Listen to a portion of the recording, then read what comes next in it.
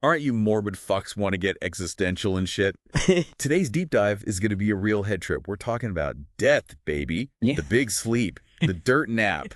The one-way ticket out of this shit show. You guys sent in a ton of stuff. Wikipedia rabbit holes, philosophy deep cuts, maybe even a death metal album cover or two. Looks like you're all itching to figure out what happens when the lights go out. So we brought in an expert to help us wade through this existential bullshit. Let's cut the crap, folks. Death is the ultimate inevitability. Every organism kicks the bucket eventually, whether it's a heart giving out, brain going kaput, or just plain wearing out. What's fascinating is how differently we define and deal with death.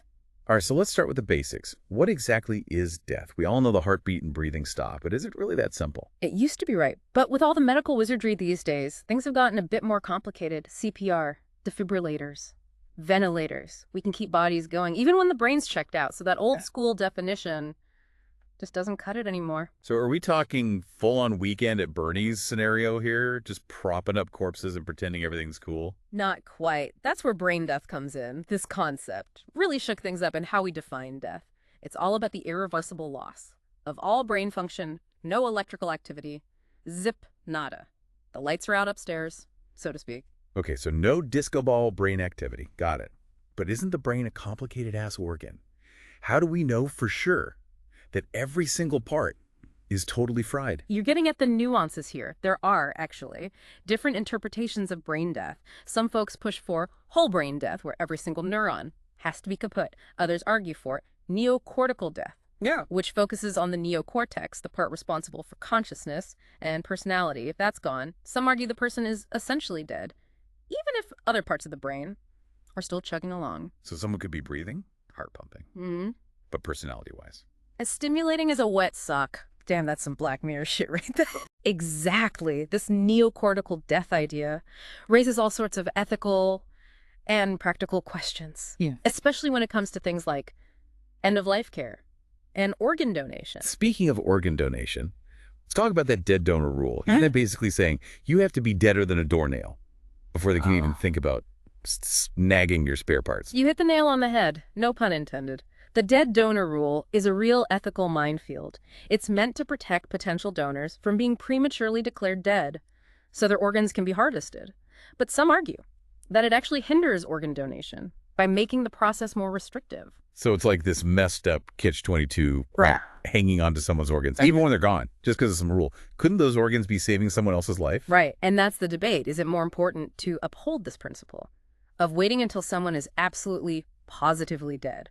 Or should we prioritize giving someone else a chance to live? It's a tough call with no easy answers. No easy answers, man. Damn straight. And speaking of complex, let's talk about death before you even pop out of the womb. Stillbirth, miscarriage, abortion.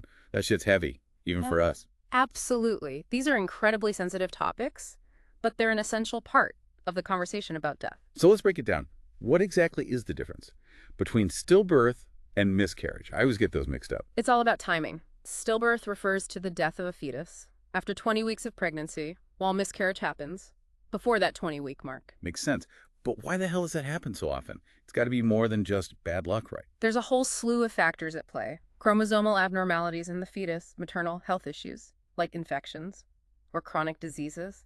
Sometimes it's just a shitty roll of the genetic dice. Damn. So sometimes the universe is just like, nope, not this time. That's pretty brutal. It is, and it happens more often than people realize. Miscarriage is estimated to occur in 10–20% of known pregnancies. Fuck.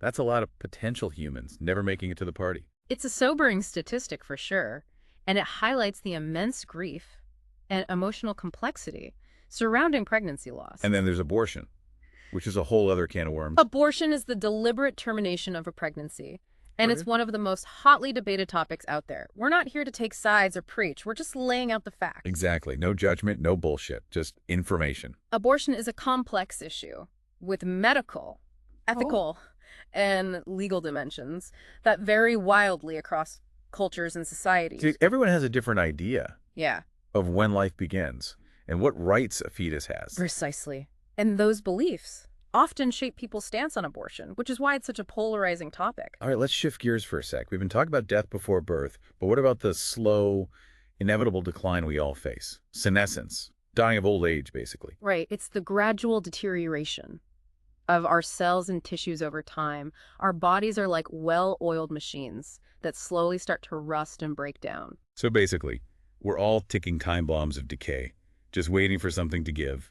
Depressing but true, I guess. In a way, yes. Aging is the leading cause of death in developed countries, with the majority of deaths occurring in people over 65. But wait a minute, what about all those biohacking freaks trying to cheat death with their weird diets and cryogenic freezers? That brings us to the fascinating world of life extension. Life extension, isn't that just a fancy way of saying I'm too much of a pussy to face the reaper? It's more nuanced than that. Some people see it as a quest to maximize human potential, to extend our healthy years, and push the boundaries of longevity. It's not necessarily about living forever, but about living better for longer. Okay, I can dig that. So it's not about becoming some immortal douchebag. It's about squeezing the most out of the time we've got. Exactly. There are tons of approaches to life extension, from lifestyle modifications like diet and exercise to more experimental interventions like gene editing or cellular therapy. And then there's that whole cryonics thing, right?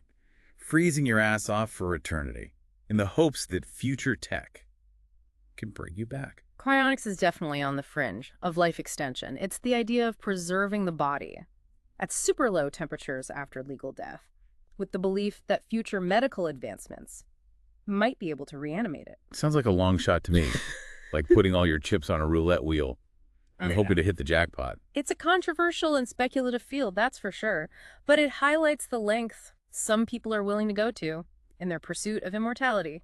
All right, let's take a break from all this heavy science stuff and get a little cultural.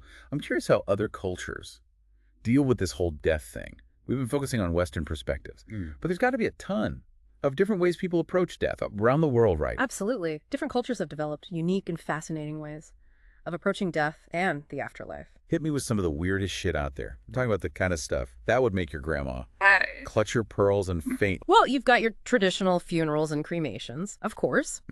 But things get way more interesting when you look beyond the Western world. Okay, I'm all ears. What kind of crazy shit are we talking about? In Tibet, they practice something called sky burial. Sky burial? The hell is that? They basically chop up the body and leave it out for vultures to feast on. Holy shit. That's some next level shit. Talk about returning to nature. It's a ritual rooted in their Buddhist beliefs about the impermanence of the body and the cycle of life and death.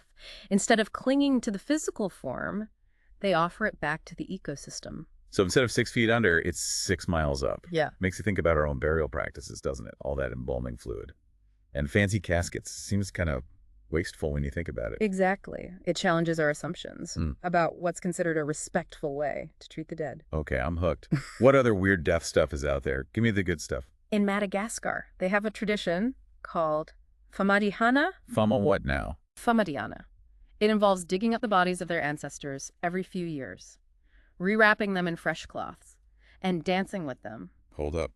They dance with dead bodies. That's some hardcore ancestor worship. It's a way for them to maintain a connection with their loved ones and celebrate their lives even after death.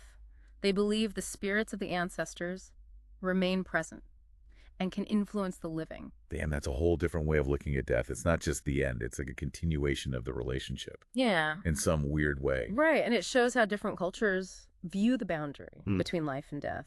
For them, it's not this hard line that we often make it out to be. You mentioned something about a saint death earlier. Spill the tea on that one. Ah, yes. In Mexico, they have Santa Muerte, which literally translates to Saint Death. Saint Death sounds like a badass metal band. She's often depicted as a skeletal figure, wearing a robe and holding a scythe. Okay, now that's metal as fuck. She's revered by people from all walks of life, especially those who feel marginalized or forgotten. People pray to her for protection, healing, and even financial success. So she's like the patron saint of the underdogs, the ones society has forgotten about. I can see why she's popular. It's a testament to the diversity of human beliefs and the different ways we make sense of death. Even in death, we seek meaning and connection.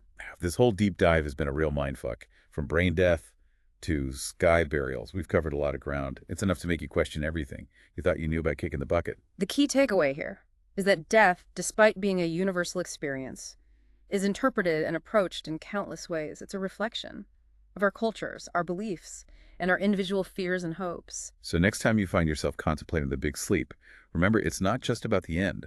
It's about how you choose to live your life in the face of the inevitable. Maybe get yourself a sweet-ass Santa Muerte statue for your mantelpiece. Well said. It's a reminder to make the most of our time, cherish our loved ones, and embrace the absurdity of it all. Well, folks, that's a wrap on our deep dive into death. It's been real, morbid, enlightening, and maybe even a little bit funny. Until next time, remember, you're only here for a limited time, so make it count. And try not to die before our next episode. We've got some even crazier shit planned. Indeed. Stay curious, stay skeptical, and stay alive, at least for a little while longer. Peace out, you magnificent bastards.